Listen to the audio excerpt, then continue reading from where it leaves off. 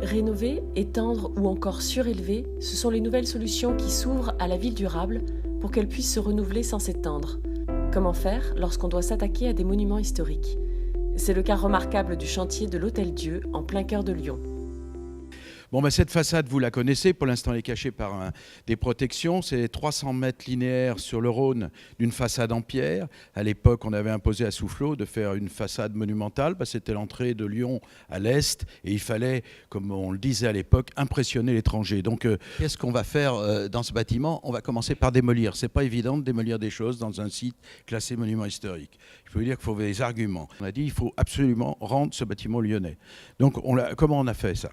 On a ouvert le bâtiment, on a aménagé les cours et les jardins et on a fait en sorte qu'on puisse se promener à l'intérieur des cours, traverser l'Hôtel-Dieu d'un bout à l'autre, de façon à ce que tout le monde profite de cet espace. Il y a 8000 m² de cours et jardins qui est redonné au 2e arrondissement lyonnais.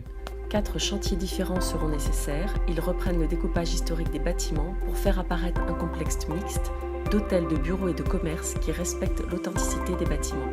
Voilà la répartition des fonctions. Le vert, c'est les bureaux, le bleu, les commerces, le jaune, l'hôtel et le mauve, après, la cité de la gastronomie, le centre de conférence.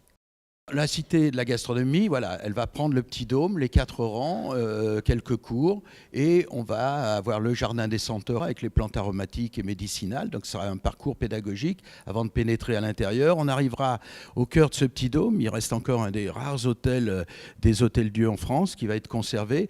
Mais les hospices, pour des raisons fonctionnelles, avaient muré un petit peu tout ça. Donc, il a fallu un peu démolir. Alors, regardez ce que ça donne. Dès qu'on retrouve les volumes historiques, on retrouve ces grands volumes de 7 mètres de hauteur, il y avait eu des planchers intermédiaires de construits, donc il y a eu un gros travail de transformation, de démolition, de confortement que vous pouvez découvrir sur ces images avec des planchers à française absolument remarquables qui étaient complètement dissimulés derrière des faux plafonds, et on aura demain un aménagement qui est en cours de consultation pour la Cité internationale de la gastronomie. Le centre de convention, le voilà, il occupera une partie. On a construit dans une des cours un bâtiment pour faire une grande salle de conférence. Voilà comment on a détaché ce bâtiment intérieur des façades pour continuer une vision depuis le rez-de-chaussée sur l'ensemble de la façade par ces éléments de verrière. Et puis l'hôtel Intercontinental, je vais en dire juste 2 mots. D'abord, sa façade qui va être entièrement restaurée. Si on veut réhabiliter cette façade, il faut enlever le plancher intermédiaire pour retrouver les grandes baies vitrées.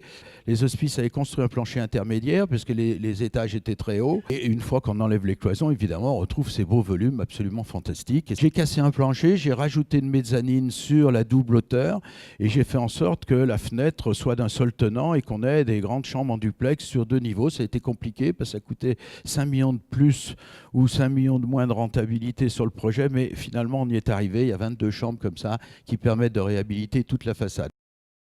La rue Bellecordière, donc les bâtiments neufs, les façades font 25 cm d'épaisseur, elles sont entièrement en verre. Et comme je ne voulais pas, par les systèmes d'ensoleillement, que on ait plein de poussière qui s'accroche sur les stores extérieurs, parce que la ville est quand même un peu polluée, et c'est innettoyable. Donc j'ai dit, je veux pouvoir nettoyer ces bâtiments avec une raclette. Donc il y a une façade totalement lisse. Donc voilà le détail de la façade. En bas, on a une double hauteur pour les commerces, une double hauteur du premier étage, une simple hauteur et un couronnement.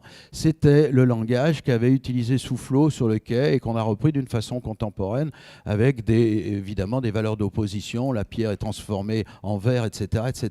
Alors, la cour du Midi, c'était la cour de la morgue.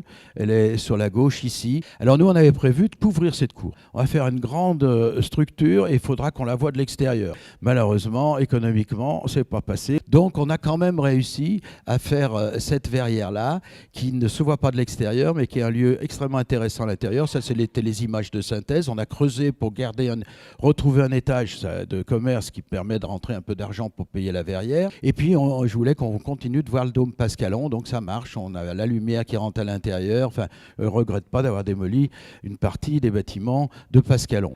4 chantiers qui sont différenciés par les couleurs. 4 chantiers, ça veut dire 4 chefs de chantier, ça veut dire 4 réunions différentes. J'ai mis 15 personnes ici pour diriger ce chantier. On fait des reprises en sous-œuvre, comme vous les voyez ici, et puis on essaye de restaurer les planchers bois que vous voyez au-dessus. Alors on a fait des planchers connectés, alors, vous connaissez certainement tous ça.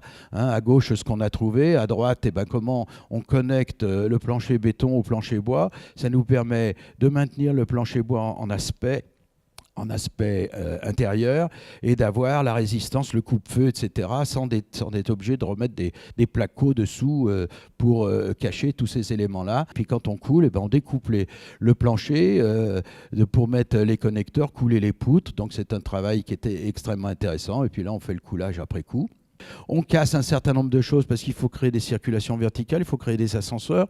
Donc tout ça, ça nécessite quand même de curer certaines parties et de trouver à certains endroits les lieux idéaux pour avoir ces verticalités. Dans les coursives qui donnent sur les jardins, il faut passer tous les réseaux. Donc on découpe également les sols et puis on va rechercher en sous-sol pour passer nos réseaux. Il y a aussi d'autres salles qui étaient complètement cloisonnées. Quand on enlève les cloisons, voilà, on redécouvre ces lieux merveilleux. Et puis les façades qui ont été également entièrement restaurées. Enfin, les toitures. Vous voyez, il y avait avant des systèmes de ventilation sur les toits. On les a complètement refaits. Ça donne des éléments de charpente extrêmement intéressants et on s'en est servi pour sortir toutes nos gaines de ventilation dont on a besoin. Vous imaginez bien. Il y avait aussi des petits chiens assis là. On en a reconstitué beaucoup. Ça nous a permis, sur ces toitures-là, d'intégrer toute la technique et tous les systèmes de ventilation. Il y a eu un énorme travail de fait pour arriver à cette pureté de ces toitures. Je vous remercie.